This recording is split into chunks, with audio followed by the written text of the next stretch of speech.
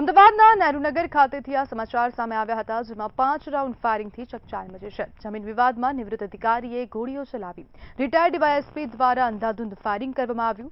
નહેરુનગર 4 રસ્તા પાસે આ ફાયરિંગની ઘટના બની હતી। રિટાયર્ડ ડીવાયએસપી એડી ચૌહાણ દ્વારા ફાયરિંગ કરવામાં આવ્યું છે અને આ માહિતી સામે આવી। પાથરણા બજાર મુદ્દે ઘણા સમયથી વિવાદ ચાલતો હતો, તે મામલો કોર્ટ સુધી પણ પહોંચ્યો હતો। પાથરણા બજાર બાબતે વિવાદ વધુ વકર્યો। રિટાયર્ડ પોલીસ અધિકારીએ ફાયરિંગ કરતા ચકચાર મચી હતી। મેં કીધું મેં ઇન્વેસ્ટ કર્યું છે તો હવે કામ ચાલુ કેમ નથી કરતા તમે લોકો? એટલે કે થાય છે, કરીએ છે।